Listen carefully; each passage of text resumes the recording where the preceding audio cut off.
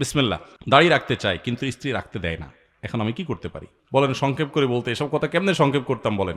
স্ত্রী যদি দাড়ি রাখতে না দেয়, কি বলে স্ত্রী? স্ত্রী বলে, দেখো তুমি দাড়িটা রাখিও না, কারণ তুমি দাড়ি রাখলে আমার কাছে ভাল লাগে না, কিরম খ্যাত খ্যাত লাগে, চাচা চাচা লাগে, আমার শরম লাগে, তুমি দাড়ি রাখলে আমার কাছে ভাল লাগে না, এই তো বলে স্ত্রী।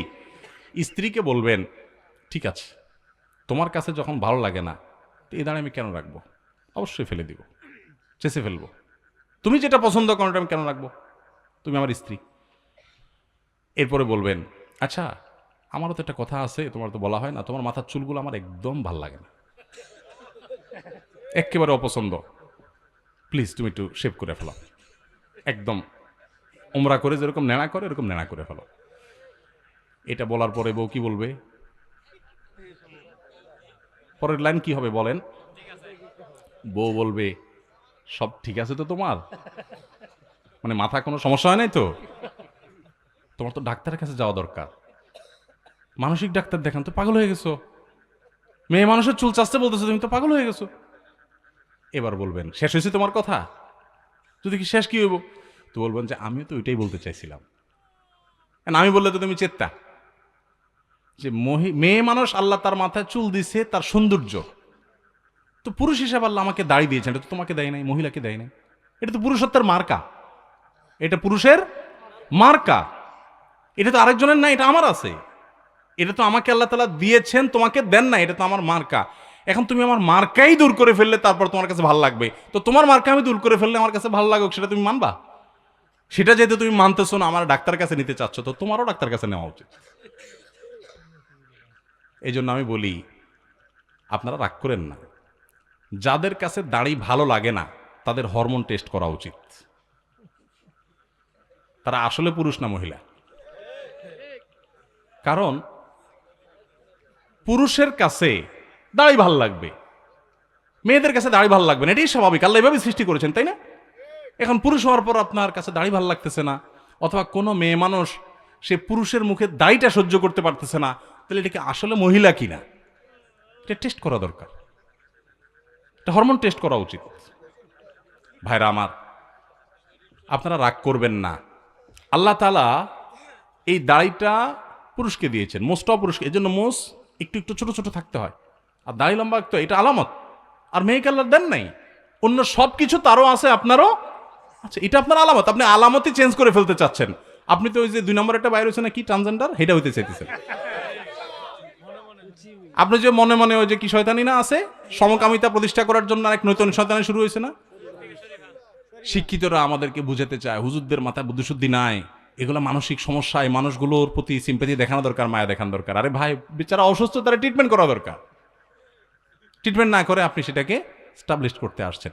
আসল ধান্দা হলো ওই যে আল্লাহ বলেছেন, শয়তানের টার্গেট মানুষের লিঙ্গ পরিচয়, এটাকে সে সৃষ্টিকে পরিবর্তন করে দিবে, সেটার ষড়যন্ত্রের অংশ। এরা কতটা অ্যাগ্রেসিভ আপনি কল্পনা করতে পারবেন না। এজন্য চায়না এবং রাশিয়ার মতো দেশ বলেছে এরা হলো জঙ্গি এবং সন্ত্রাসী, এরা পৃথিবীতে অ্যাগ্রেসিভলি এটা সব জায়গায় ঢুকাচ্ছে, আমাদের পাঠ্য বই না শুধু, সব জায়গায় ঢুকাচ্ছে, শুধু আমাদের দেশে না, সারা পৃথিবীতে পুশ করছে গায়ের জোরে জোরে। এরা বলে মত প্রকাশের স্বাধীনতা, কিন্তু আপনার মত প্রকাশের স্বাধীনতা নেই, আপনি তাদেরটা মানতে বাধ্য। এরা সেভাবে পুশ করাচ্ছে। তো যারা দাড়ি দেখতে পারে না, আমার কাছে তো সন্দেহ হয় যে এরা আসলে কি, পুরুষ না মহিলা। অতএব দাড়ি যাদের অপছন্দ হয় মহিলা হয়েও, তাদের হরমোন টেস্ট করা উচিত। রাতে আয়াতুল কুরসি এবং সূরা নাস ফালাক পড়ার ফজিলত কি? রাতে আয়াতুল কুরসি পাঠ করা এটা অনেক ফজিলতপূর্ণ একটা আমল। ঘুমানোর আগে আয়াতুল কুরসি পড়বেন, আল্লাহু লা ইলাহা ইল্লা হুয়াল হাইয়ুল কাইয়্যুম লা তাখুযুহু সিনাতুন ওয়ালা নাওম, শেষ পর্যন্ত। এই আয়াতুল কুরসি পাঠ করলে আল্লাহ রাব্বুল আলামিন ওই ঘরকে চুরি ডাকাতি থেকে হেফাজত করেন, শয়তানের আক্রমণ থেকে, শয়তানের প্রবেশ থেকে আল্লাহ তাআলা নিরাপত্তা দান করেন। অনেকে শয়তানের নানামুখী ওয়াসওয়াসায়, নানামুখী কুমন্ত্রণায় এবং ডিস্টার্বে, স্বপ্নে, ঘুমন্ত অবস্থায় নানাভাবে ক্ষতিগ্রস্ত হন। এগুলো থেকে বাঁচার জন্য রাতে আয়াতুল কুরসি পড়ে শোয়ার কোনো বিকল্প নাই। এটি বিশুদ্ধ হাদিস দ্বারা, বুখারী হাদিস দ্বারা প্রমাণিত যে শয়তানের পাকড়াও থেকে, আক্রমণ থেকে আল্লাহ তাআলা নিরাপদে রাখেন, হেফাজতে রাখেন, আল্লাহর নিরাপত্তা থাকা যায়। ঠিক একই ফজিলত রয়েছে 3 কুলেরও, সূরা ইখলাস, সূরা ফালাক, সূরা নাস, কুল হুয়াল্লাহ, কুল আউযু বিরাব্বিল ফালাক এবং কুল আউযু বিরাব্বিন নাস, 3 বার করে পাঠ করা। এবং আপনারা অনেকে হয়তো জেনে থাকবেন, রাত এবং দিন এই 24 ঘন্টার ভিতরে 5 ওয়াক্ত সালাতের মধ্যে তো সূরা ফাতিহা প্রত্যেক রাকাতে পড়তেই হয়। এরপর ওয়াজিফা হিসাবে, মাসনুন জিকির হিসাবে কোরআনে কারিমের যে আয়াত বা সূরাগুলো সারাদিন রাতের ভিতরে সবচেয়ে বেশি সংখ্যক বার পড়তে হয়, সেটা হলো এই 3 কুল এবং আয়াতুল কুরসি। কতবার পড়তে হয় আসুন আমরা একটু মিলাই দেখি। নবী করিম সাল্লাল্লাহু আলাইহি সাল্লাম 3 কুল, সূরা ইখলাস, সূরা ফালাক, সূরা নাস সকাল এবং সন্ধ্যায় 3 বার করে পাঠ করতেন। তাহলে 3 বার 6 বার হয়ে গেল, তাই না? 5 ওয়াক্ত নামাজের পরেও পাঠ করতেন, একবার করে পাঠ করতেন 5 ওয়াক্ত সালাতের পর এই 3 সূরা, কুল হুয়াল্লাহ, কুল আউযু বিরাব্বিল ফালাক, কুল আউযু বিরাব্বিন নাস, ফজরের পরে, যোহরের পরে, মাগরিবের পরেও, এশার পরেও একবার করে পাঠ করতেন। তাহলে 5 ওয়াক্তর পরে 5 বার, আর সকাল সন্ধ্যা 6 বার, 5 আর 6 কত হলো? 11 বার। ঘুমানোর আগে আবার 3 বার 3 করে পাঠ করতেন, 11 আর 3 কত হলো? 14 বার। দিনে কমপক্ষে 14 বার সূরা ইখলাস, 14 বার সূরা ফালাক, 14 বার সূরা নাস পড়া সুন্নাত। এর বাইরে নামাজের মধ্যে তো পাঠ করবেনই, আসেনি। এরপর আসেন আয়াতুল কুরসি, একইভাবে সকাল সন্ধ্যা নবী সাল্লাল্লাহু আলাইহি সাল্লাম পাঠ করতেন, 5 ওয়াক্ত সালাতের পরে পাঠ করতেন আয়াতুল কুরসি একবার করে, আর রাতে শোয়ার সময়ও পাঠ করতেন। এই জন্য আমি বলি, রাত এবং দিন 24 ঘন্টার ভিতরে কোরআনে কারিমের যেই অংশের তেলাওয়াত সবচেয়ে বেশি করতে হয় সূরা ফাতিহার পর, সেটা হলো এই 3 কুল এবং আয়াতুল কুরসি। এটা কত গুরুত্বপূর্ণ সেটা এখান থেকে বোঝা যায় যে কেন আমাদের প্রতিদিনের বাঁকে বাঁকে, মোড়ে মোড়ে, সকালে সন্ধ্যায় রাতে প্রত্যেকটা জায়গায় জায়গায় নামাজের পরে পরে আল্লাহ নবী সাল্লাল্লাহু আলাইহি ওয়াসাল্লাম এটা পাঠ করতেন। বোঝা গেল যে এটা আমাদের জন্য রক্ষা কবচ, এটা আমাদের জন্য অনেক বেশি উপকারী। বিশেষ করে সকালে পাঠ করলে সারাদিন, সন্ধ্যায় পাঠ করলে সারা রাতের জন্য আল্লাহর নিরাপত্তায় মানুষ চলে যায়। বিশেষ করে দুষ্ট জিনের উপদ্রব, এই যে ব্ল্যাক ম্যাজিক ইত্যাদি নিয়ে আমরা অনেকে অভিযোগ নিয়ে আসি, এগুলো থেকে বাঁচার জন্য এই সকাল সন্ধ্যার আমল অনেক গুরুত্বপূর্ণ, রাতের আমলও গুরুত্বপূর্ণ। অতএব রাতে শোয়ার আগেও করব, আর সকাল সন্ধ্যায় করব, 5 ওয়াক্ত সালাতের পরেও করব। আল্লাহ আমাদের সবাইকে তৌফিক দান করুন। আমি একাধিক জেনা করেছি, এখন আমার আল্লাহর কাছে ক্ষমা পাবো কি করলে? আল্লাহ তাআলা রহম করুক, অনেক ভাইরা আছেন বিভিন্ন পাপে লিপ্ত হওয়ার পর শয়তান তাদেরকে এত বেশি ভয় দেখায়, অতিরিক্ত ভয় দেখায়। ভয় যতটুকু আল্লাহকে পাওয়া দরকার তার চাইতে বেশি যদি পায়, তাহলে বুঝতে হবে শয়তানে দেখাচ্ছে। ওইটা কে দেখাচ্ছে? শয়তান দেখাচ্ছে। আপনি কোনো গুনাহে লিপ্ত হয়েছেন, যে কোনো গুনাহ, পৃথিবীতে এমন কোনো পাপ নাই যেটা মাপ চাইলে মাপ হয় না। এমন কোনো পাপ, এমনকি শিরকও নেই। শিরকের গুনাহ যদি করার পরে মাপ চায়, তওবা করে, মাপ হবে না? হবে না? তওবা ছাড়া মারা গেলে মাফ করবেন, এটা ভিন্ন বিষয়, কিন্তু তওবা করলে সেটাও মাফ হবে। তাহলে বোঝা গেল জেনা, ব্যভিচার হয়ে গেছে, অন্য কোনো অনাচার হয়ে গেছে, অবশ্যই মাফ করবেন আল্লাহ তাআলা। হ্যাঁ, মানুষের হক নষ্ট করেছেন, যুবক ভাইয়েরা 3-4 বন্ধু মিলে চা দোকানে চা খেতে বসেছেন, বাসে উঠেছেন, গায়ে জোর আছে, বাহুতে শক্তি আছে। আমি এই জন্য বলি, 4-5 যুবক ছেলে ফেলে যখন চার দোকানে বসে, তখন ওই টি বয়কে ডাকার টোন কিন্তু পাল্টে যায়। একা একা গেলে বিড়ালের মতো বলে, মামা 1 কাপ চা হবে? আর 4-5 জন গেলে কি বলে? এবারে চা দে। কথা কানে যায় না? কতক্ষণ ধরে বসে রয়েছি, কারণ আশপাশে বন্ধু বান্ধব চা আছে, শরীরে একটু ভাব আসছে, তাই না? আহা, এই মাস্তানি, এটার বিচার হবে, এটার বিচার হবে। দুনিয়াতে সে বেচারা বিচার পাবে না, কিয়ামতে বিচার। বুড়া বয়লে আপনি হাজির সাহেব হয়ে গেলেন, মাগার ওই যৌবনকালে যে মাস্তানি করে আসছেন, গুন্ডামি করে আসছেন, তার বিচার আল্লাহ করবেন। সো বি কেয়ারফুল, এই যৌবনকে পাগলামি করে নষ্ট করবেন না, ঠিক আছে তো? ইনশাআল্লাহ যে কোনো অন্যায় করে আল্লাহ কাছে মাফ চাইলে মাফ করবেন, কিন্তু মানুষকে ওই যে ধাক্কা দিয়েছেন, গালি দিয়েছেন, অধিকার নষ্ট করেছেন, হক মেরেছেন, এগুলো কিন্তু আল্লাহ মাফ করবেন না, সাবধান। এই জন্য নবী করিম সাল্লাল্লাহু আলাইহি ওয়াসাল্লাম বলেছেন, সেদিন আসার আগে মাফ চেয়ে নাও, যেদিন কেউ কাউকে ছাড় দিবে না, কেউ কাউকে ছাড় দিবে না। গালি দিয়েছেন, রিকশালা ভাড়া দেন নাই, চুন থেকে নুন খসছে, কথা থেকে কথা বাড়ছে, তর্ক হয়ে গেছে, যা বেটা দিলাম না, কি করতে পারবি কর, চলে আসছেন, এটার ছাড় কিয়ামতের দিন হবে না। নবী সাল্লাল্লাহু আলাইহি ওয়াসাল্লাম বলেছেন, দুনিয়া থাকতে এগুলা মিটমাট করো, এই মামলা নিষ্পত্তি করো, তার হাতে পায়ে ধরে মাপ চেয়ে এটাকে শেষ করে যাও, কিয়ামতের ময়দানে কেউ কাউকে ছাড়বে না। অন্য কোনো অন্যায় করেছেন, জেনা হয়ে গেছে, আল্লাহর কাছে মাপ চাইছেন, তওবা করছেন, লজ্জিত হয়েছেন, আর কখনো করেন না, ফিরে আসছেন, ইনশাআল্লাহ মাফ করবেন আল্লাহ তাআলা। আল্লাহ বলেছেন, লা তাকনাতু মির রাহমাতিল্লাহ, আল্লাহর রহমত থেকে নিরাশ হইও না, ইন্নাল্লাহা ইয়াগফিরুয যুনুবা জামিআ, আল্লাহ সব গুনাহ মাফ করে দিবেন। অতএব জেনা করলেও আল্লাহ তাআলা কি করবেন? মাফ, কিন্তু তওবা করতে হবে খাঁটি অন্তরে, আর করা যাবে না, অনুতপ্ত হতে হবে। শ্বশুর বাড়ি হতে খুশি হয়ে ফার্নিচার দিলে সেটা নেওয়া যাবে কিনা? খুশি হয়ে দিলে নেওয়া যাবে কিনা? ভাই, এখন ঘুষের অপর নাম হলো খুশি হয়ে দিলাম ভাই। এটা হলো ঘুষের অপর নাম। ঘুষকে এখন কেউ বলে না ভাই ঘুষ দিলাম, কি বলে? খুশি হয়ে দিলাম ভাই। ভাই আমি খুশি হয়ে দিলাম ভাই, আপনি মনে কিছু করেন না ভাই, আমার মনে কিছু নাই ভাই, আমি খুশি হয়ে দিলাম। এই জন্য আমি বলি ঘুষের অপর নাম হলো খুশি হয়ে দিলাম ভাই। যৌতুকের অপর নাম হলো শ্বশুররা খুশি হয়ে দিছে। যৌতুকের অপর নাম হলো খুশি হয়ে দিলাম বাবা। হ্যাঁ, এই যত খুশি হয়ে দিলাম দেখেন, এগুলোর সবগুলোর ভিতরে ভেজালের গন্ধ আছে। এত খুশি হওয়া হয়ে লাগবে কেন? খুশি হয়ে আপনারা দেয়, আমার তো দেয় না। বুঝেন নাই কথা? আপনারা কেন দিচ্ছে, আমাকে তো দিচ্ছে না। ভাইরা আমার, মনে রাখবেন, আমি সবসময় একটা কথা বলি, একটা মেয়ের জন্ম থেকে নিয়ে বিবাহের উপযুক্ত হওয়া পর্যন্ত তার চিকিৎসা, তার খাবার দাবার, তার আবাসন, তাকে আদর যত্ন, তাকে পড়ালেখা, সব কিছু একজন মেয়ের বাবা করতে কত টাকা খরচ হয় বলেন? লক্ষ লক্ষ টাকা খরচ হয়, তাই না? কোনো টাকার ফিগার দিয়েও এটাকে ফিল আপ করা যাবে না। এরপরে রেডি করার পর মেয়েটাকে, আস্ত মেয়েটাকে তুলে গাড়িতে উঠে আপনার বাড়িতে দিয়ে দিচ্ছে সারা জীবনের জন্য। পড়ালেখা করেছে তো মেয়ের বাপ মা, সুবিধা ভোগ করবে আপনার ছেলে মেয়ে আপনার সংসারে যায়, আপনার বাপের বাড়িতে গিয়া। রান্নাটা শিখেছে তার মা, রান্না করে খাওয়াবে আপনার 14 গোষ্ঠীরে আপনাকে। তাকে বড় করেছে তার বাপ মা, আপনার সুবিধা ভোগ করবেন আপনি।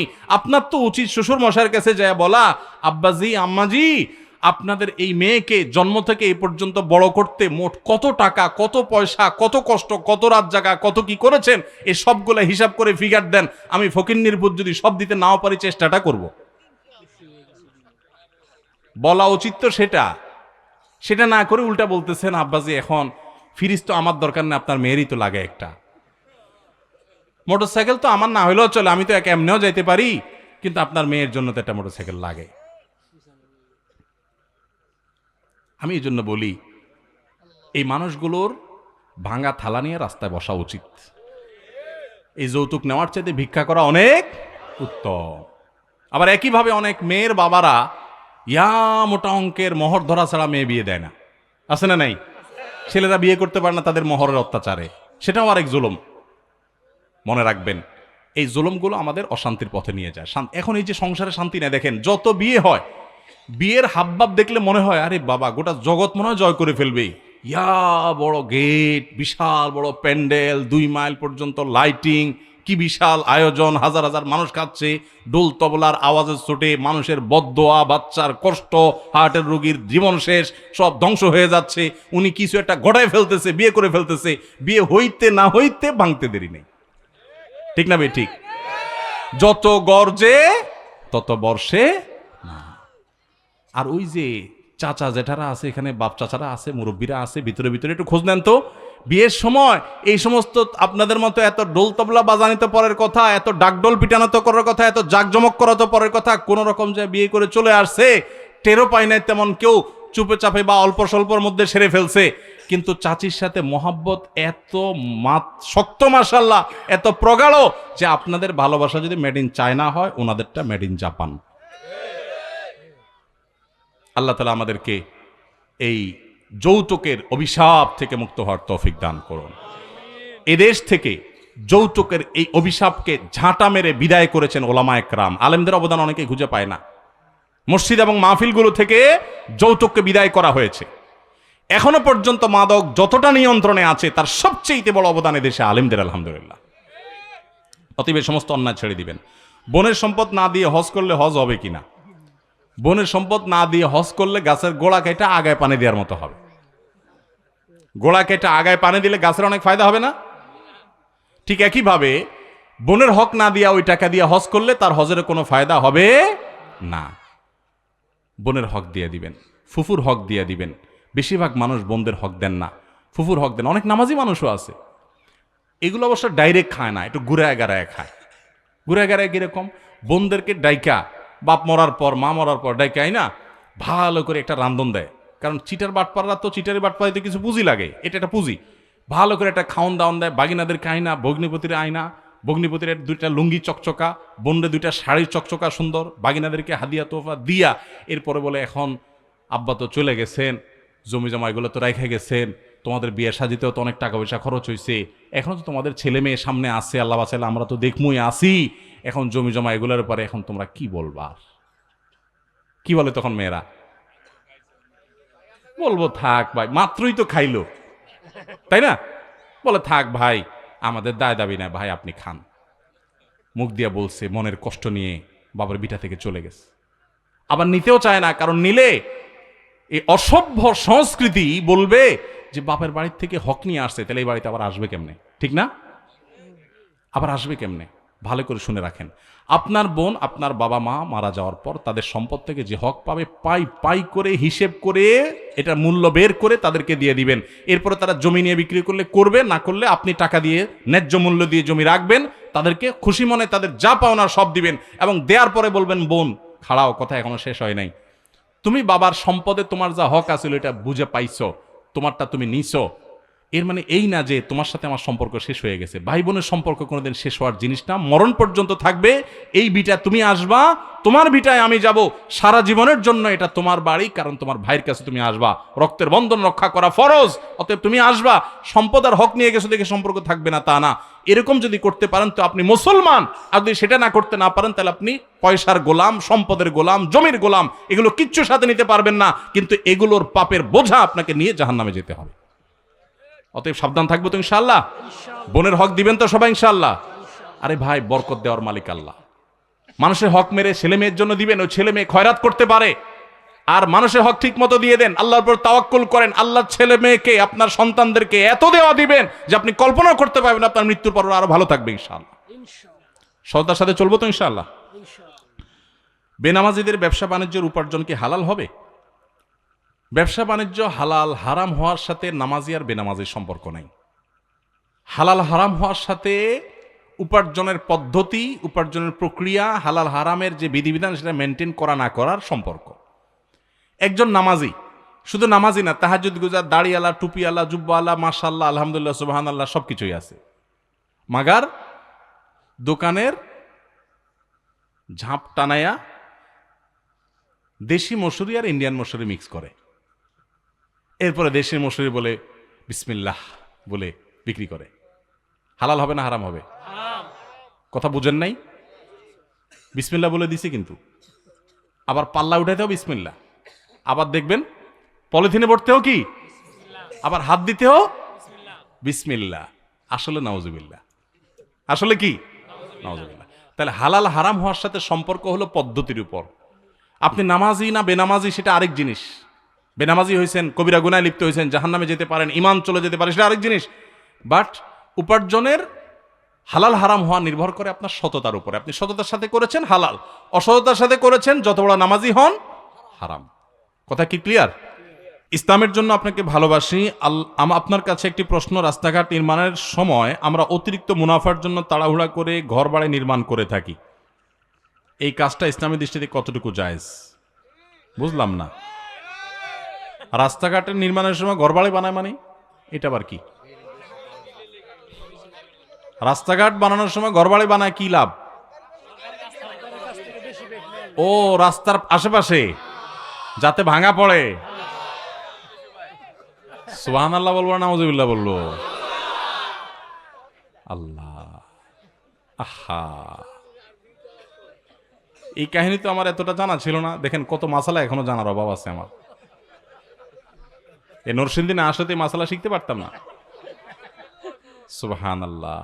ভাইরা আমার, দেখুন, এই টাকা পয়সা এগুলো কি কবর নিয়ে যাওয়া যাবে ভাই? যে কাফন পরায় দেওয়া হবে শরীরে, জীবনে বহু জামাই তো পরেছি আমরা, তাই না? শার্ট, গেঞ্জি, পাঞ্জাবি, কত কিছুই তো পড়তেছি, তাই না? সব পোশাকেই কম বেশি পকেট আছে। পাঞ্জাবিরও পকেট আছে, শার্টেরও পকেট আছে, প্যান্টেরও পকেট আছে, তাই না? পাজামারও পকেট আছে। কিন্তু মরার সময় যে কাফনটা পরে যাবেন ওইটাতে কিন্তু পকেট নাই। পকেট আছে কাফনের? পকেট নাই, কিচ্ছু নিয়ে যেতে পারবেন না। আমার এক বড় ভাই আছেন, অনেক বড় ব্যবসায়ী মানুষ। উনি আমাকে প্রায় বলেন, ভাই পয়সা কামার জন্য জীবনে বহু কষ্ট করছি, আল্লাহ যথেষ্ট দিছেন, এখন পয়সা কামার জন্য আর অতিরিক্ত কষ্ট, যেটা পাগল হয়ে যায় না মানুষ, এগুলো ছেড়ে দিছি। কারণ যেদিন বুঝেছি যে এগুলোর কোনো কিছু নিয়ে যেতে পারবো না, সেদিন চিন্তা করলাম কেন তাহলে এত কাহিনী করব। এই যে আপনি রাস্তা নির্মাণ হচ্ছে, সরকার একোয়ার করছে, রাস্তা নির্মাণ হচ্ছে, হতে যাচ্ছে, এটা টের পেয়ে রাস্তার আশেপাশে আপনি ঘর বানালেন, যাতে ভাঙলে যা খরচ করছেন তার চেয়ে বেশি বিল আপনি আদায় করতে পারেন। এই যে অসৎ উপায় আপনি অবলম্বন করলেন, অযথা একটা জিনিস ভাঙবেন, নিজে হাতে ধ্বংস করবেন, শুধুমাত্র একটু বেশি টাকা আদায়ের জন্য এই যে প্রতারণা করলেন, এই যে 2 নম্বরই করলেন, এই যে গুনাহের কাজ করলেন, এই যে অসততা অবলম্বন করলেন, এই যে চিটারি করলেন, এটার নাম চিটারি। বানাচ্ছেন ঘর, আসলে মতলব টাকা। বানাচ্ছেন ঘর, মতলব কি? মানুষ ঘর করে থাকার জন্য, ঘর করে থাকার জন্য, ঘর করে ভাড়া দেওয়ার জন্য, ঘর করে ব্যবহার করার জন্য। আপনি ঘর করছেন ভাঙার জন্য, আপনি ঘর করছেন 2 নম্বর পথে টাকা কামাই করার জন্য।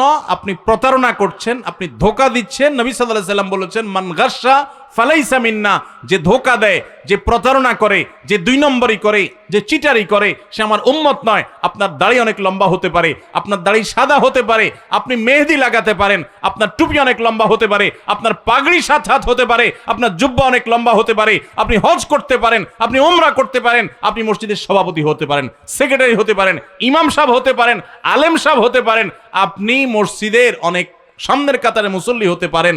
আপনি যেই হন না কেন, যত বড় টুপি লাগেন না কেন, আল্লাহর খাতায় আপনি চিটার, আল্লাহর খাতায় আপনি প্রতারক, আপনি ভণ্ড, আপনি 2 নম্বর মানুষ। মনে রাখবেন, ঠিক ঠিক বলে খুব বেশি চিল্লানোর দরকার নাই ভাই, একটু ভেতর থেকে উপলব্ধি করেন। হয়তো আপনারা এখন চিন্তা করতেছেন আপনাদের এলাকায় কেউ এই কাজ করছে, এখন তারে বাঁশ দেওয়ার জন্য জোরে সোরে ঠিকঠাক বলতেছেন। ভাইরা আমার, আমি ঠিকের টোন শুনে চেষ্টা করি বুঝার এই ঠিকের মতলব কি। আমি খুব বেশি চালাক চতুর মানুষ না, তবে আবার এত বোকাশোকাও না যে আপনারা ঠিকঠাক বলবেন আর আমি খুশি হয়ে যাব। আমি বুঝতেছি এই কথাগুলো হয়তো কারোর উপরে যাচ্ছে, আপনি খুব মজা পাচ্ছেন, এই জন্য একেবারে জোরসে নারায় তাকবীর দিচ্ছেন, জোরসে ঠিক বলতেছেন, হুজুর বাঁশ দিচ্ছে, আমি ঠিক বলে আরেকটা বাঁশ দিয়ে দিলাম। ভাইরা আমার কথা শুনেন, কথা শুনেন, আল্লাহর কসম, এটা মজা নেওয়ার জিনিস না ভাই, সিরিয়াস কথা, সিরিয়াস কথা। হয়তো কেউ করছে, আপনি হয়তো অন্যভাবে করছেন, আপনি ঠিক ঠিক চিল্লায়েন না। ঠিক ঠিক চিল্লানোর চাইতে বড় জিনিস হলো উপলব্ধি করেন, কখনো অসৎ উপায় অবলম্বন করে 1টি টাকাও কামাবেন না। চেষ্টা করা যাবে না ইনশাআল্লাহ? যুবক ভাইয়েরা, এই দেশটা শেষ হয়ে গেছে দুর্নীতির কারণে। আমাদের দেশ যতটা পিছিয়ে আছে, যতটা পিছিয়ে আছে, আমরা যতটা অন্যান্য দেশের চাইতে পেছনে আছি, তার প্রধান এবং মূল কারণ হলো দুর্নীতি। কোনো সন্দেহ আছে? আমাদের রাস্তায় রডের বদলে বাঁশ, প্রত্যেকটা ক্ষেত্রে। এটা তো খুব মজা করে বললেন, রডের বদলে বাঁশ, দেখে খুব মজা নিছেন, অমুকে করছে তমুকে করছে, ফেসবুকে গোষ্ঠী উদ্ধার করছেন। আপনার একটা চাকরি দিয়ে দিলে, সবাই না, অনেকে আছেন যে ফাইলটা আটকায়া 10 টাকা কামাই করবেন। মুখে অনেক লম্বা লম্বা কথা, ঠিক ঠিক বলা অনেক সোজা।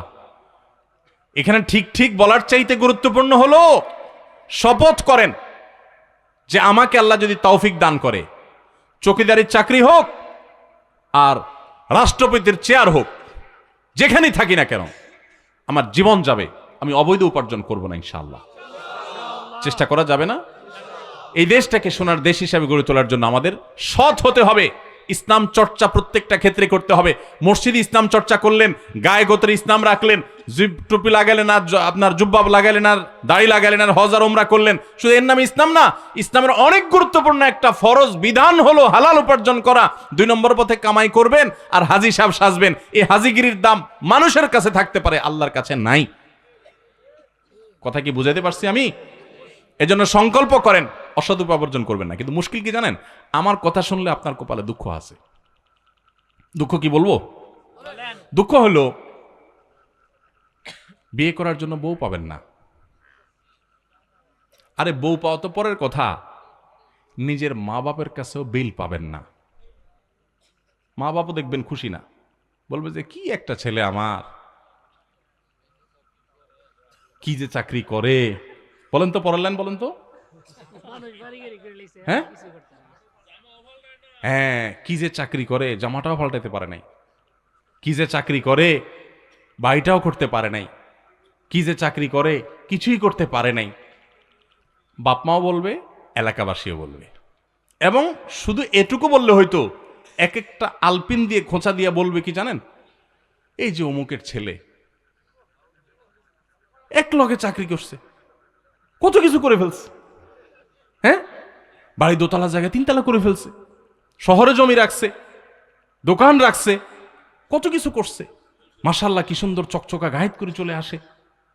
আর আমার ছেলেটা কি যে করে আল্লাহ জানে। আছে না নাই? ওই চাচা দেখবেন অনেক সময় সামনের কাতারের মুসল্লি, তসবি, ঠগাইস ঠগিস না, ঠগাইস ঠগিস না, তসবির দানা। উনি হয়তো সুবহানাল্লাহ সুবহানাল্লাহ পড়ে, কিন্তু আচরণ বলতেছে সুবহানাল্লাহ না, ঠগাইস, মানুষকে ঠগাইস, নিজে ঠগিস না। এই টাইপের তসবিওয়ালা মানুষ আছে না নাই? ভাইরা আমার, আজকের মাহফিল থেকে যুবকরা একটু ওয়াদা করেন যে সৎ উপার্জন করব, হালাল উপার্জন করব ইনশাআল্লাহ। চেষ্টা করবেন তো ইনশাআল্লাহ? কিন্তু আমার এই কথা শুনলে কপালে দুঃখ আছে। আগে ভাগে বলে দেই দুঃখগুলা কি কি হইতে পারে। ওই যে বললাম, বিয়ে করার জন্য মেয়ে পাবেন না, কারণ মেয়ের বাবারা বলবে সরকারি চাকরি করে কিনা। সরকারি চাকরি, কারণ সরকারি চাকরি করলে চুরির টাকা আছে, আর না হলে নাই। ঘুষের টাকা আছে, নাহলে নাই। এজন্য মেয়ের বাবারা একটা চোর চায়, ছেলে চায় না। কি চায়? মেয়েটারে বিয়ে দিব ভাই, দেখেন তো একটা চোর পাওয়া যায় কিনা, সরকারি চাকরি করে কিনা। এটা তো বলে না, হাবভাব দ্বারা বোঝা যায়। আমি সরকারি চাকরি করলেই চোর এটা বলতেছি না, কিন্তু ভুল বুঝেন না। মানে মেয়ের বাবা সরকারি চাকরি ছাড়া চাকরি কেন দিবেন, আমি সেই কথা বলতেছি। সরকারি চাকরি করা হাজার লক্ষ বহু মানুষ আছেন, সৎ আছে না নাই? বহু মানুষ আছেন। কিন্তু আমি বলতেছি যে সরকারি চাকরি যদি ছোট্ট হয় তারপরেও মেয়ে দিবে, আর বেসরকারি চাকরি যদি বড় হয় তাও দিবে না। হয়তো এটার একটা কারণ এটাও যে সরকারি চাকরি এটা যায় না, এটার একটা গ্যারান্টি আছে। কিন্তু সাথে এটাও চিন্তা করতে হবে যে সরকারি চাকরির অনেক ক্ষেত্রে, সব ক্ষেত্রে না, অনেক ক্ষেত্রে চুরির সুযোগ আছে। তো আপনি সেটার চিন্তা করে যদি মেয়ের জামাই খোঁজেন, তাহলে আপনি তো ছেলে খুঁজতেছেন না, মেয়ের জন্য একটা চোর খুঁজতেছেন। আহা, আল্লাহ আমাদেরকে সততার সাথে জীবন যাপন করার তৌফিক দান করুন। শুনেন, এই যে ঠিক ঠিক বলতেছেন না আমার সাথে, এগুলোর জন্য পয়সা কড়িও লাগে না, মেরুদণ্ডে জোরও লাগে না। এই সস্তা ঠিক ঠিক বলা খুব সোজা। ওয়াজ মাহফিলে ঠিকও ঠিক, বেঠিকও ঠিক। হুজুর মাইক দিয়া যায় বলে, পাবলিক হুদাই ঠিক ঠিক কয়। এই ঠিক ঠিকের চাইতে গুরুত্বপূর্ণ কি জানেন? এখানে বেশিরভাগই যুবক সংকল্প করেন যে আমি চ্যালেঞ্জ নেব। এটার জন্য মেরুদণ্ডে শক্তি লাগবে, মেরুদণ্ড সোজা করে দাঁড়াতে শিখতে হবে যে আমি সরকারি চাকরি যদি পাই, আমি দৃষ্টান্ত স্থাপন করবো। আলহামদুলিল্লাহ, বহু সরকারি চাকরি আছেন সৎ, আমার পরিচিত বহু লোক আছে। কিন্তু আমি দৃষ্টান্ত স্থাপন করে যে আমি অসৎ হব না। এটার জন্য ওই যে তীর আসবে কোত্থেকে? মেয়ের বাপের তীর মারবে, বউয়ে তীর মারবে, বাপ মা তীর মারবে, এলাকাবাসী তীর মারবে। কি চাকরি করে? যখন বিদেশ যাই প্রবাসী ভাইরা বলে, হুজুর কি বলতাম, মনের দুঃখ, এত টাকা পয়সা পাঠাই তাও মা বাপের মন বুঝতে পারি না। কি যে বিদেশ করো বাবা, তোমার কত পরে গেছে অমুকের ছেলে, পুরো এলাকা কিনে আলেস, পুরো এলাকা। আহা, চাচারা, বাবাজিরা, কান খাড়া করে শুনেন, কিয়ামতের ময়দানে জাহান্নামে ওই ছেলেকে ফেলানোর আগে আপনাকে উপর করে ফেলানো হবে। কারণ আপনি আপনার ছেলেকে চুরি করতে বাধ্য করেছেন। ওই স্ত্রীকে আল্লাহ তাআলা আগে নিক্ষেপ করবেন যে স্ত্রী তার স্বামীকে চুরি করতে বাধ্য করেছে, কারণ তার অপরাধটা আগে হয়েছে। ভাইরা আমার, সৎ মানুষের কোনো দাম এই সমাজে নাই। রাস্তা দেখবেন অমুক ভাই তমুক ভাই সালাম আলাইকুম সালাম আলাইকুম, তাই না? কিন্তু সৎ মানুষ 2 নম্বর পথে টাকা কামাই করে না। প্রত্যেকটা এলাকাতে কিন্তু কম বেশি সৎ মানুষ আছে। সরকারি বেসরকারি চাকরি করছেন বিভিন্ন ক্ষেত্রে সৎ আছে না বহু লোক? এলাকাবাসী কিন্তু চিনে কে সৎ কে অসৎ, তাই না? বেশিরভাগ ক্ষেত্রেই চিনে। এই সৎ মানুষদের কোনো দাম, আরে অন্য কোথাও তো দাম নাই, দাম নাই। এই যে মাহফিলের মঞ্চেও দাম নাই। সব দেখবেন চোর ডাকাতদেরকে দাম, ভালো মানুষের কোনো দাম নাই। কয়টা মাহফিল পাবেন যে একজন সৎ নেককার মানুষকে এনে সেখানে পুরস্কার দেওয়া হয়? আমার 24 তারিখে একটা প্রোগ্রাম আছে কসবায়। তো আমার এক বন্ধু একজন ডাক্তার, বিসিএস ডাক্তার, ওনার মাহফিল। আমি ওনাকে গতকালকে আমার অফিসে আসছিল, বলছিলাম যে ভাই, বহু পুরস্কারই তো মাহফিলে দেই, আপনার এলাকাতে আমি একটা পুরস্কার দিব, সততার পুরস্কার, একটা না কিছু পুরস্কার আমার তরফ থেকে দেব। যে যুবকরা মা বাবার কথা শুনে এলাকায় কাউকে কষ্ট দেয় না, মাস্তানি গুন্ডামি বদমাইশি করে না, এরকম ভালো ছেলেদেরকে আনবেন স্টেজে, আমি একটু পুরস্কার দিব, ওদের কপালে একটু চুমু খাবো। কারণ সততার মূল্যে এই সমাজে কেউ দেয় না। এই স্টেজ মসজিদের মিম্বর যদি না দেয় তো আল্লাহর জমিন থেকে সততা ধুয়ে মুছে চলে যাবে। মসজিদ কমিটিতেও দেখবেন যে সব চোর ডাকাত খুঁজে খুঁজে বাইর করে। আমি সবাইকে বলতেছি না, বা আবার ভুল বোঝেন না, বেশিরভাগ আমি সেটা বলছি। কয়টা মসজিদে আপনারা দেখেন যে মসজিদ কমিটিতে ভালো ভালো মানুষগুলোকে, যে এলাকার সবচেয়ে সৎ, সবচেয়ে ভালো মানুষ, সত্য কথা বলে, ধানাই পানাই করে না, 2 নম্বরই করে না, এই মানুষগুলোকে খুঁজে খুঁজে এনে মসজিদে দায়িত্ব কয়টা মসজিদে দেওয়া হয় বলেন তো? নাই। কারণ আমরা সবাই চাই, আমরা হুজুররাও চাই যে মসজিদটা চকচক করুক, আমার কমিটির লোকজন চোর ডাকাত যাই হোক মসজিদ যেন চকচক করে। এটা কি ইসলাম? এটা ইসলাম না। আমার মাহফিলের চকচকের চাইতে গুরুত্বপূর্ণ হলো আমরা যেন সৎ হতে পারি। তো সৎ হতে হলে অনেক ঝামেলা আছে। যুবক ভাইরা, এখন আপনারা সিদ্ধান্ত নেন কে কে সৎ থাকবেন আর কে কে অসৎ থাকবেন। অসৎ থাকলে সুবিধা আছে কি? সুবিধা আছে যে সবাই বাহাবা দিবে, সবাই বলবে সফল মানুষের গল্প শোনাও, টেলিভিশন চ্যানেল ডাক দিয়ে নিবে, আর টকশোতে বলবে যে আপনি ঢাকা শহরে এসেছেন, লঞ্চের ভাড়াও আপনার কাছে ছিল না, আপনি কিভাবে এত সম্পদের মালিক হয়েছেন বলেন তো? সাক্ষাৎকার নেবে, তাই না? এবং মানুষকে বলবে সফল মানুষের গল্প। এদের সবাই যে খারাপ মানুষ তা আমি বলছি না, কিন্তু আপনি 2 নম্বর পথে কামাই করে লাল হয়ে গেছেন, সবাই বলবে মাশাআল্লাহ মাশাআল্লাহ, দেখছেন মাত্র কয়েক বছর গেছে, বিদেশ গেছে, দেখছো সব লাল হয়ে গেছে। কোত্থেকে মালিকের টাকা মেরে আনছে সেটা দেখবে না মানুষ। সবাই এরকম না, কিন্তু বেশিরভাগই যারা অল্প সময় আঙ্গুল ফুলে কলা গাছ হয় বেশিরভাগই এরকম। তো এখন অসৎ হলে সুবিধা আছে যে সবাই সফল মানুষের গল্প শুনবে, সবাই বাহবা দিবে, কিন্তু সৎ মানুষ হলে কেউ দাম দিবে না। এখন সৎ হবেন না অসৎ হবেন? তাও সৎ হবেন। আল্লাহ আপনি আমাদের নিয়তগুলোকে কবুল করে নিন। আল্লাহ আমাদের মেরুদণ্ডগুলোকে শক্ত করার তৌফিক দান করুন। অসৎ হওয়ার জন্য যোগ্যতা লাগে না, অসৎ হওয়ার জন্য যোগ্যতা, চোর হওয়ার জন্য যোগ্যতা লাগে না, সৎ হওয়ার জন্য যোগ্যতা লাগে। সৎ হওয়ার জন্য মেরুদণ্ড শক্ত থাকতে হয়, হিম্মত থাকতে হয়, সৎসাহস থাকতে হয়। বাবাকে বলতে হয় বাবা আমি চুরি করব না। তুমি অসন্তুষ্ট থাকতে পারো বাবা, আমি 2 নম্বর জিনিস তোমাকে খাওয়াবো না। আমাকে অন্যদের উদাহরণ দিবা না, আমাকে সৎ মানুষের উদাহরণ দাও। যুবকরা বলা যাবে না বাবাকে ইনশাআল্লাহ? বেয়াদবি করা ছাড়া সুন্দরভাবে বলা যাবে না। আমি এই জন্য বলি, বিয়ের আগে বউরে বলে দিবেন, শোনো বউ, আমি কিন্তু বড় তেড়া যুবক, আমি কিন্তু 2 নম্বর পথে কামাই করব না। অতএব অন্য মানুষদের বউদের মতো সকাল বিকাল শাড়ি পাল্টাবা আর 3 পিস পাল্টাবা, মার্কেটে যায় কেনার পরে বলবা শুধু কার্ডের ঘষা দেন আর বিল দেওয়া হয়ে যাবে, এগুলো কিন্তু আমার দ্বারা হবে না। আমি কিন্তু হালাল খোর, আমি হারাম খোর না। বলা যাবে না ইনশাআল্লাহ? হবু বউরে বলে দিতে পারবেন না?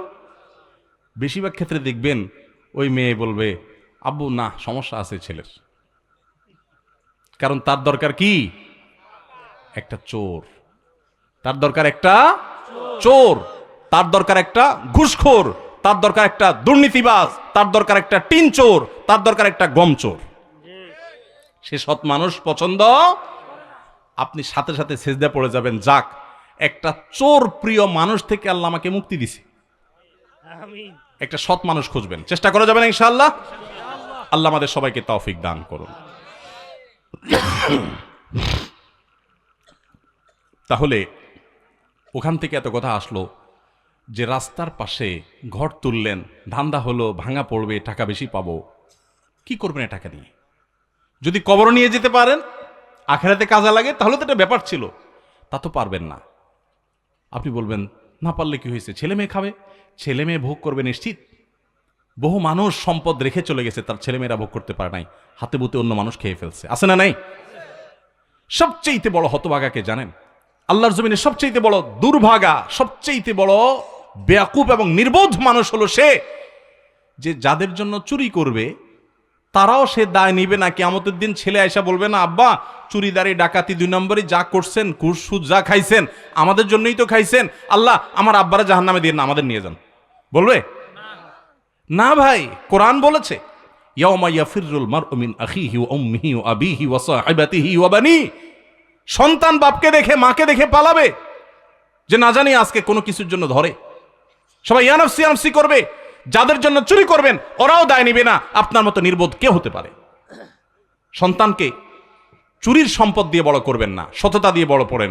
আমাদের সমাজে আজ ঘরে ঘরে সেই মা বাপ আছে যে মা বাপ চায় আমার সন্তান থাকুক আজ দুধে ভাতে, সেই মা বাপ নাই যে মা বাপ বলে আমার সন্তান থাকুক আজ ঈমান আমলে সততার সাথে। সেই মা বাপ নাই। মা বাপ নকল কিনে এনে দেয়, বাবা 2 নম্বরে করে পরীক্ষা দেয়। আমার ছেলে পরীক্ষা দিবে, তো তার কোন টিচার, সব টিচার তো আর একরকম হয় না, বলে যে তুমি কি পরীক্ষা দাও বলো তো বাবা, তুমি ডানে বামে কিচ্ছু, তোমার আশেপাশে মানুষ আছে বলে মনে হয় না, এটা কি, তুমি কি ধরনের পরীক্ষা, একটু খেয়াল রাখো, ডানে আসো, একটু খেয়াল রাখতে হয়। যে টিচার আদর্শ শিখাবে সেই টিচার চুরি শিখাচ্ছে। যেই মা বাপ সততা শিখাবে, সততার সংকল্প করাবে, সেই মা বাপ চুরি শিখাচ্ছে। এজন্য সমাজের রন্ধ্রে রন্ধ্রে, খাঁজে বাজে, কোনা কাঞ্চিতে সর্বত্র দেখবেন চোর আর চোর উৎপাদন হচ্ছে, দুর্নীতিবাজ উৎপাদন হচ্ছে।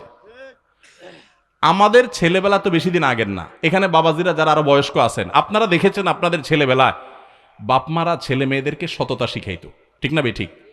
একটা মিথ্যা কথা বললে 10টা বাড়াই দিত, শাসন করতো। আর এখন পরীক্ষার রেজাল্ট তুমি ভালো করো বাবা, নকল করে করছো না কাটটা দেখে করছো, আমার দেখা দেখির দরকার নেই, আমার দরকার রেজাল্ট। দিন শেষে আমি পয়সা চাই, আমি পয়সার পাগল, ঠিক না বেঠিক? রেজাল্ট ভালো মানে পয়সা, কেরিয়ার ভালো হবে, এই তো ভাব। আল্লাহ তাআলা আমাদের সবাইকে সৎ হওয়ার তৌফিক দান করুন। ঘরে ঘরে সততার চর্চা করবেন। সততার লাভ কি জানেন? নগদ লাভ হইল মানসিক শান্তি।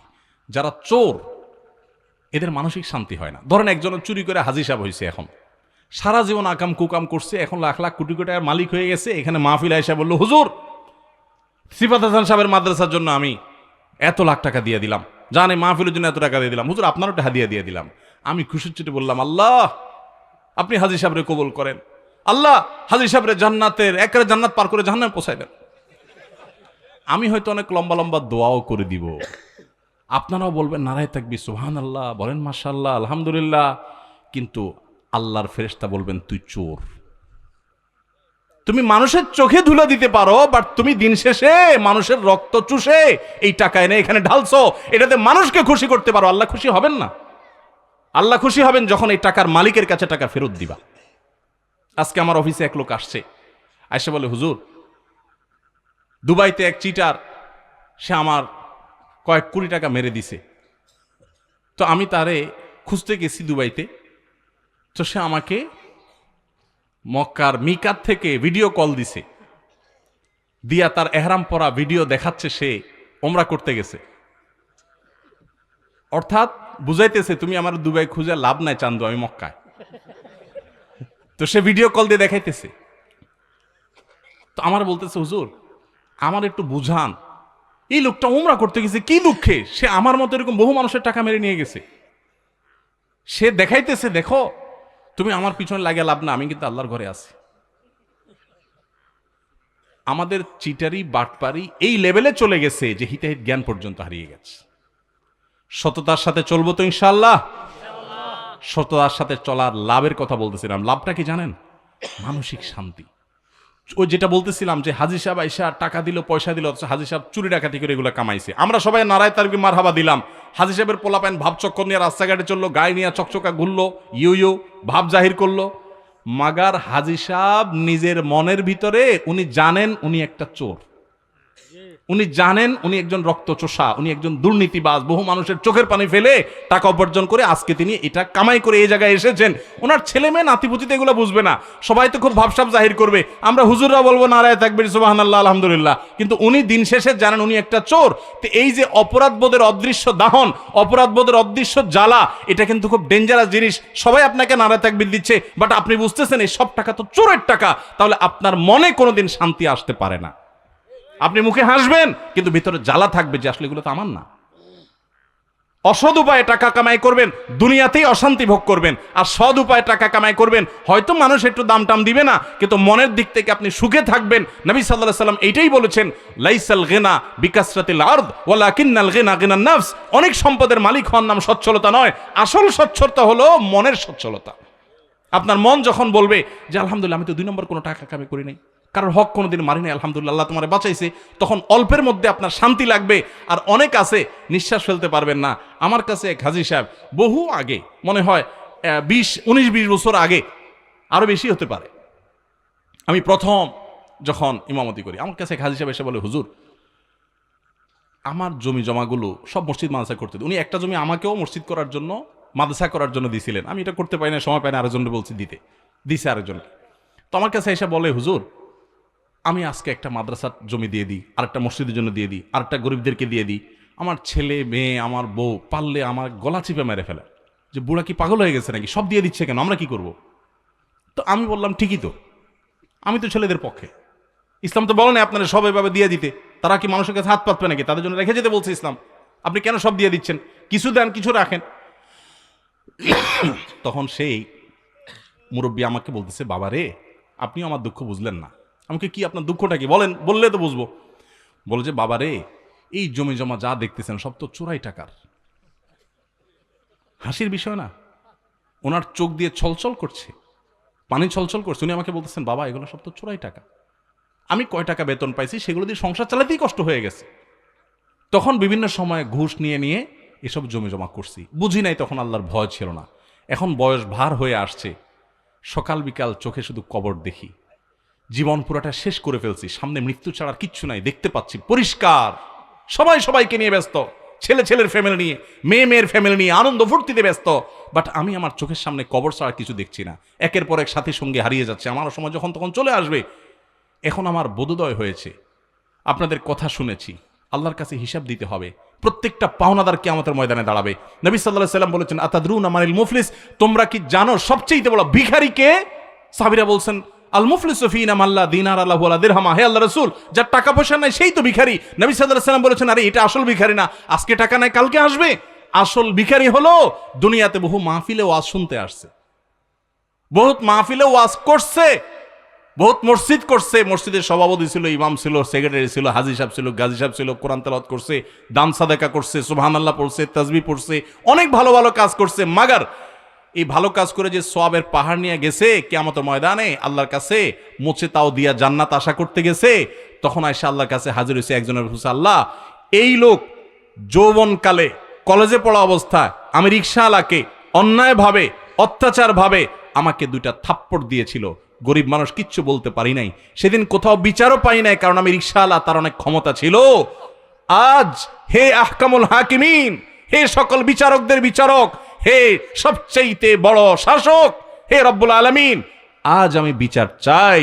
আরেকজন এসে বলবে, আল্লাহ আমার জমির আইল ঠেল ছিল, বলতে পারি নাই, তার ছেলেরা অনেক পাওয়ারফুল ছিল, আজ আমি বিচার চাই। এক একজন হকদার যখন আসবে, তার ওই যে সারা জীবনের কামাই করা হজ উমরা সওয়াব এগুলা থেকে দিয়ে দিয়ে বিদায় দেওয়া হবে, হক দিয়ে দিয়ে বিদায় দেওয়া হবে। সেদিন তো আর টাকা দিয়ে বিদায় দিতে পারবে না, সওয়াব দিয়ে বিদায় দেওয়া হবে। পাহাড় পরিমাণ আমলের সওয়াব নিয়ে এসে সেগুলো পাওনাদারকে দিতে দিতে রিক্ত হস্ত খালি হস্ত হয়ে জাহান্নামে যখন নিক্ষিপ্ত হবে, নবী সাল্লাল্লাহু আলাইহি ওয়াসাল্লাম বলেছেন, এই লোক হলো আসল ভিখারি, এই লোক হলো জনম দুঃখী, এই লোক হলো সবচেয়ে কপাল পোড়া, যে মানুষের হক মেরেছে, দুনিয়াতে আজকে তার সমস্ত আমল সমস্ত সওয়াবের বিনিময় দিয়ে তাকে মুক্ত হতে হয়েছে, খালি হাতে তাকে জাহান্নামে যেতে হয়েছে। তো হাজী সাহেব আমাকে বলছিলেন, হুজুর আমি যখন এই হাদিস জানলাম তখন চিন্তা করলাম, হায় হায়, এইসব ঘুষের টাকায় করা জমি, এগুলোতে আমি কি করব, কাকে দিব? তখন আমি এগুলো পাওনাদারকে তো ফেরত দেওয়ার সুযোগও নাই হুজুর, তো কি করব? আমি আমার দায় মুক্তির জন্য ওই পাওনাদারদের তরফ থেকে দান করে করে মুক্ত হচ্ছে হুজুর। ছেলেরা তো সেটা বুঝতেছে না। অতএব অপরাধ এবং 2 নম্বর পথে কামাই করবেন, দেখতে খুব চকচকা ফকফকা লাগবে, মনে শান্তি পাবেন না। মনে শান্তি পেতে হলে হালাল উপার্জন করতে হবে, চেষ্টা করা যাবে না ইনশাআল্লাহ। আল্লাহ আমাদের সবাইকে তৌফিক দান করুন, হিম্মত দান করুন, বাবাদেরকে মায়েদেরকে হিম্মত দান করুন, আমাদের মেয়েদেরকে হিম্মত দান করুন, পুরুষদেরকে আল্লাহ তাআলা হিম্মত দান করুন। খুব লজ্জা হয় আমার, আমরা মুসলমান, আমরা চুরিদারি 2 নম্বরই করি, আবার ওয়াজও শুনি। পৃথিবীর অনেক উন্নত দেশ আছে, তারা দুর্নীতি করে না, তাদের অনেক খারাপ জিনিস আছে, কিন্তু তারা কি করে না? দুর্নীতি করে না। আপনি ইউরোপ আমেরিকাতে যান, আপনি জাপান কোরিয়াতে যান, আপনি পৃথিবীর উন্নত দেশগুলোতে যান, তাদের মধ্যে ঈমান নাই, তাদের মধ্যে অনেক জিনিস নাই, কিন্তু তাদের মধ্যে দুর্নীতি নাই, তারা অসৎ না, তারা অবৈধভাবে আরেকজনের সম্পদ আত্মসাৎ সাধারণত করে না। অথচ এটা আমাদের মধ্যে থাকা দরকার ছিল, আমরা নামে মুসলমান। মনে রাখবেন, ইসলাম শুধুমাত্র ওয়াজ শোনার নাম না, ইসলাম আমল করার নাম। এত কথা আপনাদেরকে বলতাম না, শুধু ওই বেশি বেশি ঠিক ঠিক বলছেন, এই জন্য এতগুলো কথা শোনালাম। অতএব ঠিক ঠিকের উপরে থাকবেন না, আমল করবেন। আরেকজনের গায়ে যাচ্ছে সেজন্য ঠিক ঠিক বললেন, পাশে একটু খোঁসাও দিলেন, হ্যাঁ, আশেপাশে একটু খোঁসা দিলেন একজন রে, হ্যাঁ, ওই যে চাচারা দিচ্ছে বাঁশ হুজুরে, দেখছো চাচা ঘর উঠেছে রাস্তার কাছে, হ্যাঁ, ধরা খাইছিনি আজকে। মজা লইয়া লাভ না ভাই, আপনার কবরে আপনি যাবেন, চাচার কবরে চাচা চিন্তা আপনি করার দরকার নেই, আপনারটা আপনি করেন। আল্লাহ আমাদের সবাইকে সরদার সাথে চলার তৌফিক দান করুন। জীবদ্দশায় সম্পদ লিখে দিতে পারবে কিনা বাবা? জীবদ্দশায় সম্পদ লিখে দিবে না, মৃত্যুর পরেই সম্পদ বন্টন হবে। তবে জীবদ্দশায় লিখে যেতে পারে যে কোরআন এবং হাদিসের আলোকে আমার মৃত্যুর পর আমার ওয়ারিসরা বেঁচে থাকলে এই হারে কোরআন হাদিসের আলোকে যে যতটুকু পায় ততটুকু পাবে, এই ব্যাপারে ওসিয়ত করে যেতে পারে। যদি মনে হয় যে আমার মৃত্যুর পর কোনো ছেলের গায়ে বেশি জোর আছে, ও দখল করে ফেলবে, অন্যদেরকে দিবে না, তাহলে সেক্ষেত্রে অবশ্যই বন্টন করা যেতে পারে। কিন্তু সাধারণত মানুষের সম্পদের বন্টন হবে তার মৃত্যুর পর, এটাই সাধারণ। কিন্তু ওই যে বিশেষ কারণে যদি আগে বন্টন করতে চায়, তাহলে সেক্ষেত্রে সেটা সুযোগ আছে। এরপরে প্রশ্ন হলো, সন্তান পালক নেয়ার বিধান কি? অনেক প্রশ্ন একজনে করছেন, এতগুলো উত্তর দেওয়া যাবে না। আচ্ছা, একটা দেই, সন্তান পালক নেয়ার বিধান কি? সন্তান পালক নেওয়া যাবে। সন্তান পালক নিবেন মানুষের উপকার করার জন্য।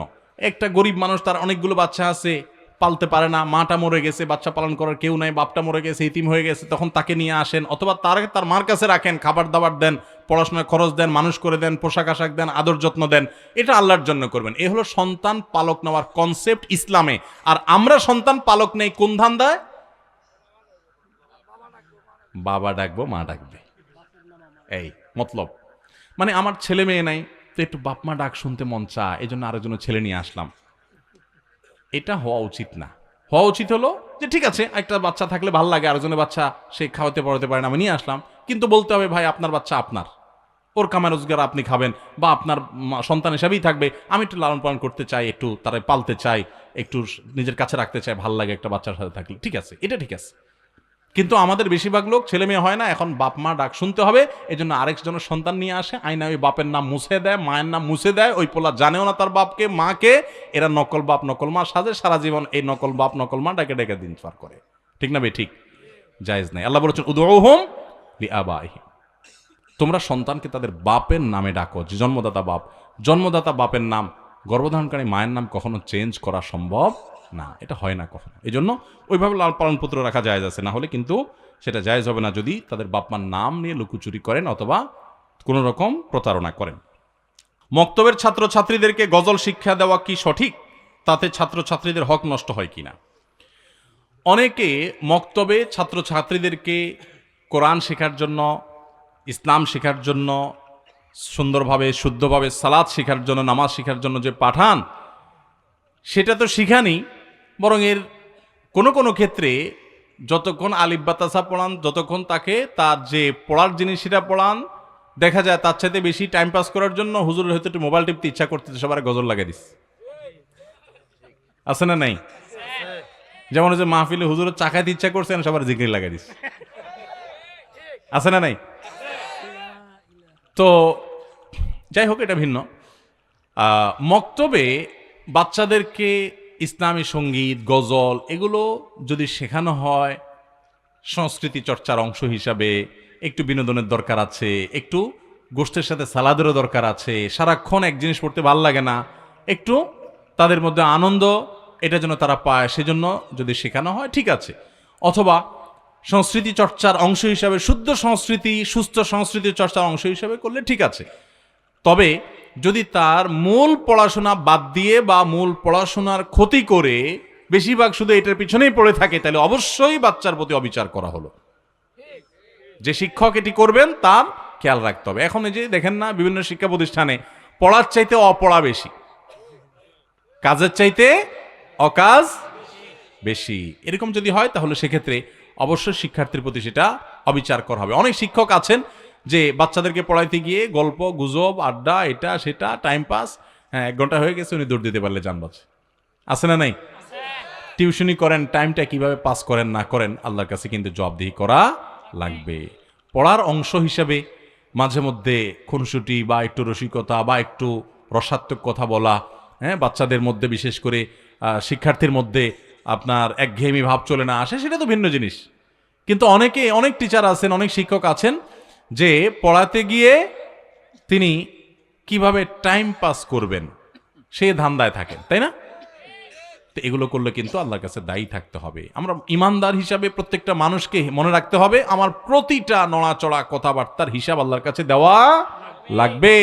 অতএব আমি এমন কিছু না করি যে কিয়ামতের ময়দানে আমাকে আসামের কাঠগড়ায় দাঁড় করাতে, মানুষের হক যেন নষ্ট না হয়। সম্প্রতি এক বক্তা মাজারে গিয়ে পরীক্ষায় ভালো ফলাফলের জন্য ছাত্রদের জন্য আকুতি করেছেন এক পীর সাহেবের কাছে, ওনার ঈমান চলে গেছে কিনা। ভিডিওটা আমি দেখেছি, এটা নিয়ে অনেকেই ইতিমধ্যে কথাও বলেছেন, তারপরও প্রশ্ন আসছে। দেখেন, খুবই দুঃখজনক, ভিডিওটা দেখার পর খুব খারাপ লাগলো যে একজন লেবাসধারী হুজুর কতটা মিসকিন হলে এরকম একটা মূর্খের মতো কাজ করতে পারে।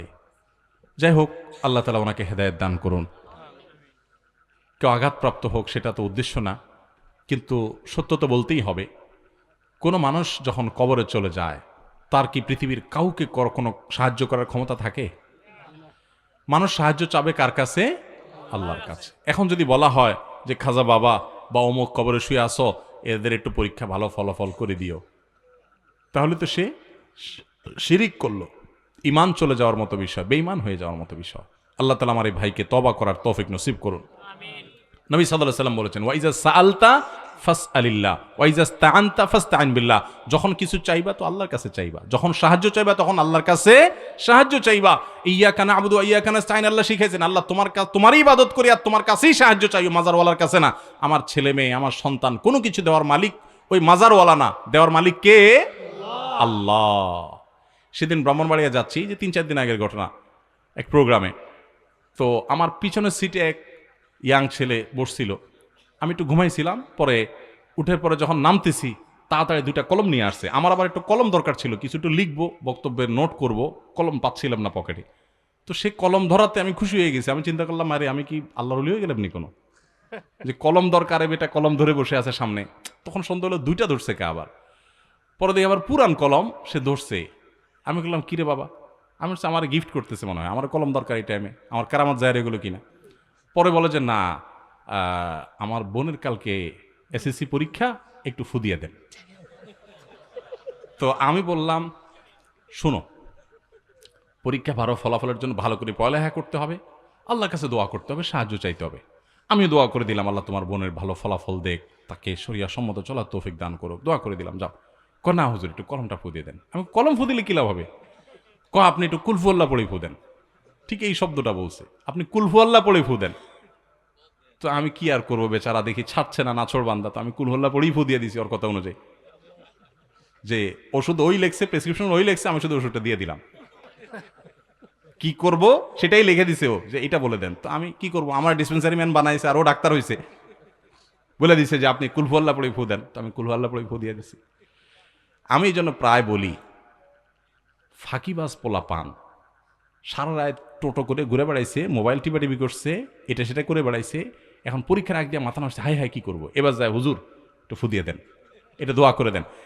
যারা দোয়া চায় ফু চায় সবাই যে ফাঁকিবাজ আমি তা বলতেছি না, কিন্তু ফাঁকিবাজ পোলাপানের মার্কা এটা। আর ভালো ছাত্র হলে, ভালো মানুষ হলে সে পড়ালেখা করবে, এরপর আল্লাহর কাছে দোয়া করবে, 2 রাকাত নামাজ পড়বে, চলে যাবে, শেষ। অতএব এই পরীক্ষায় ভালো ফলাফল বা অন্য কোনো কিছু, এগুলোর মালিক কে? আল্লাহ। আল্লাহর কাছে দোয়া করতে হবে। কোনো পীর বা কোনো মাজারে থাকা কোনো মানুষের ক্ষমতা নাই কোনো মানুষের পরীক্ষার ফলাফল নিয়ন্ত্রণ করা।